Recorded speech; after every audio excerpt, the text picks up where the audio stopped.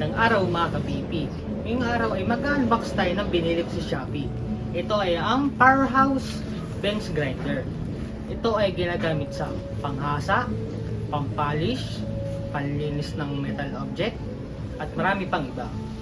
Tara, unbox natin ito.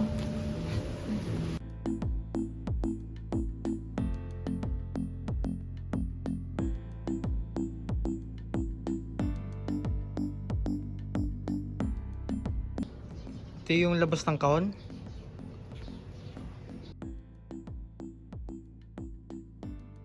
Meron din pala itong kabigatan.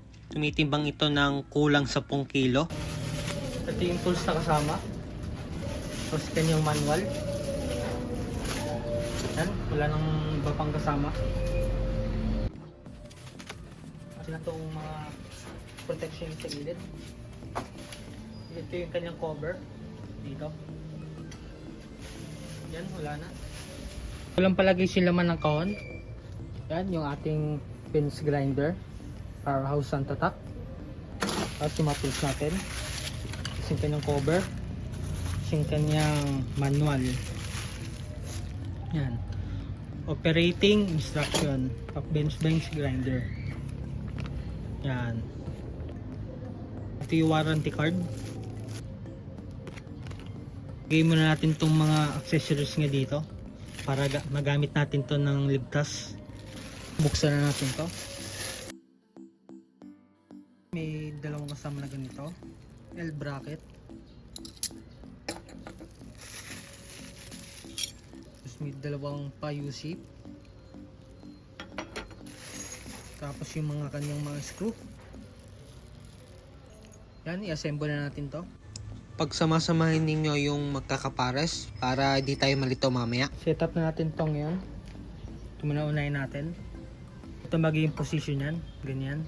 Kuha tayo ng isang screw. Lagyan natin ng washer. Ikpitan lang natin to ng tools. Tapos ilagay na natin yung eye protection. Ito natin siya ilalagay. Kuha kayo ng mahabang screw.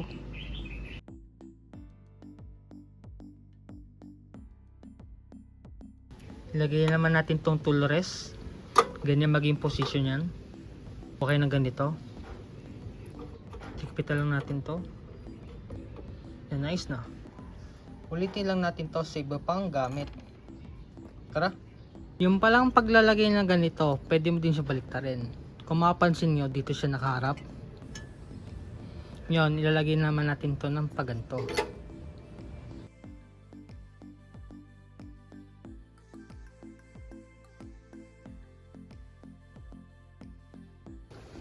Ganito pala yung tamang position pag ilalagay mo yung eye protection. Yung kanyang guard. Yan. Based sa picture dito sa illustration ng harap ng box natin. Pero, ubra naman din kahit baliktad yung ganito nyo. Tinignan ko din sa ibang buyer. Ubra naman din kasi pupasok naman din. Yan. Sinunod ko na lang yung nasa box. Ngayon naman, ite-testing natin to. Pero bago yon, gagamitan muna natin to ng adapter. Yan. Ito gagamitin natin para dito. Galing natin sa pagkakatali. Saksak na natin to. Nandito sa harap yung kanyang switch. On natin.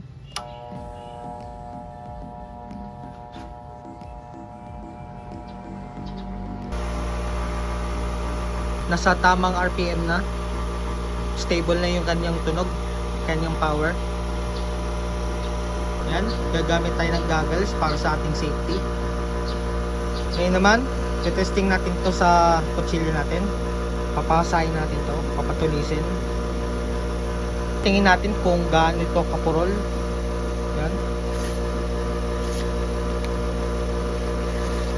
Hindi siya masyadong nakakaiwan mabuti. Lalo lang guys ha, mag-ingat kayo pag gagamitin ito.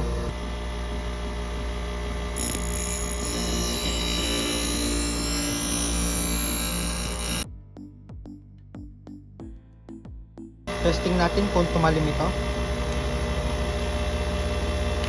Yun no? Easy na. Di kagaya kanina na pahirapan. Subukan naman natin ito sa talong. Ano, basic na basic. Tignan nyo yung talim oh. Testing pa natin to sa iba. Ano? Medyo mapurol na rin.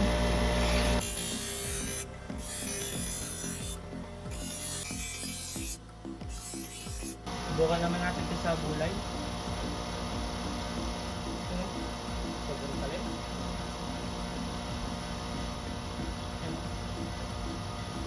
Testing naman natin ito sa bulok.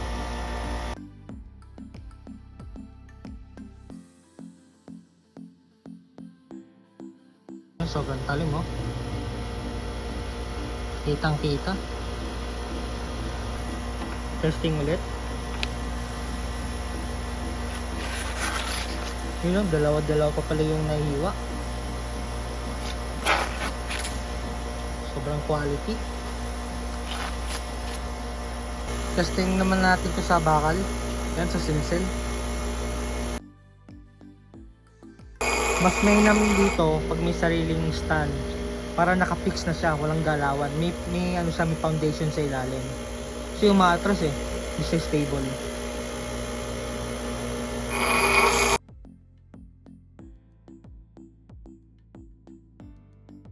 Yan. All goods. Yan. Patayin na natin to. Top natin dito.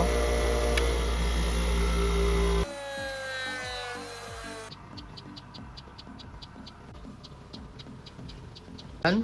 Huminto na nga. Halos 3 minutes bago to mag-shutdown at huminto ng mabuti. Ito na pala itsura pagkatapos natin maghasa. Marami siyang mga pulbos. Tapos yung makina may kainitan din. Mainam guys kung magsusuot pa kayo ng mask para di nyo ito malalanghap. Ito yung nakuha niya pagkatapos natin maghasa ng kutsilyo at ng bakal. Pag-uusapan naman natin ngayon yung specification, yung mga sukat. Makita yung sa harap, POB. Dito rin nakalagay sa harap yung kanyang logo. Powerhouse yung binili natin. Bench grinder, 8 inch. May warning dito. Yan, basahin nyo na lang yan. Yung naman sa harap yung kanyang switch. On, off. Yung on, yan yung may dot na puti. Ang ikot niya papunta sa'yo. Malaking tulong din tong dalawa na to, lalo kung matagal kayo mag-aasa. Kahit may ganito na, magsuot pa rin kayo ng PPE para mas lalo kayo maging ligtas kung gagamitin nyo ito. Ito naman yung kanyang gilid. Meron siyang guard dito. Saka may 3 screw. Gawa to sa metal. Ganun din sa kabila. May 3 screw din. Ito naman yung kanyang top view. Meron siyang arrow dito na papunta sa atin. Kailangan nga pala kung papanda rin nito, kailangan nasa tamang calibration. Kasi kung wala to sa tamang calibration, uga-uga to. Yan likod. Nandito yung cord natin.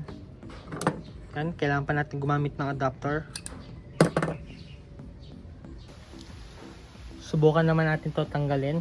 Tignan natin kung ano yung nakalagay dito sa loob.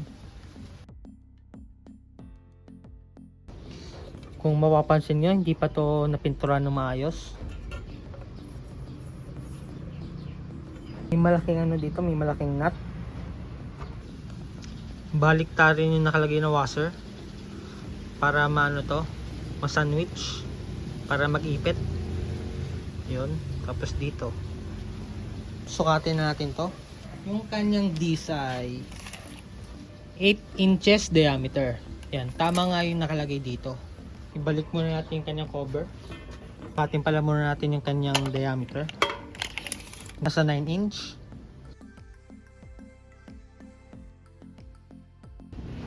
Sukatin naman natin to. 11 cm by 7 cm. Ng buttress 5 cm. Sukatin naman natin yung kanyang motor. 17 cm. Kanyang total length ay 35 cm mula dito sa dulo-dulo. Yung diameter naman ng ating motor ay 13 cm. Sakatin naman natin to.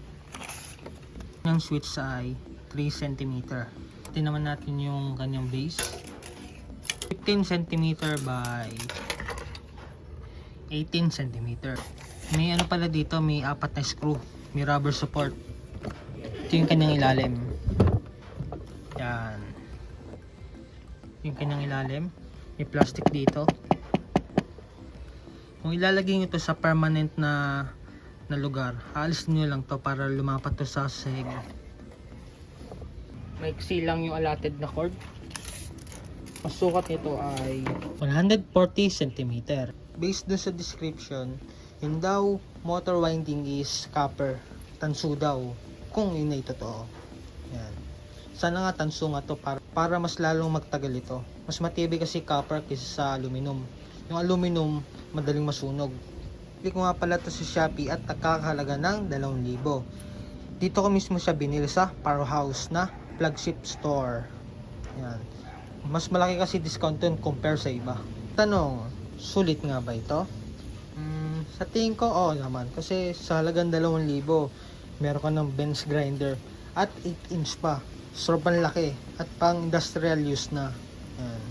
Kung gagamitin nyo to, kailangan naka PPE kayo or ng personal protective equipment. Yan. Lalong lalo na sa mata at sa ilong para hindi nyo to malalanghap. Dito na nga guys magtatapos ang aking vlog. Sana guys nagustuhan nyo ang aking content. Hanggang sa muli, paalam!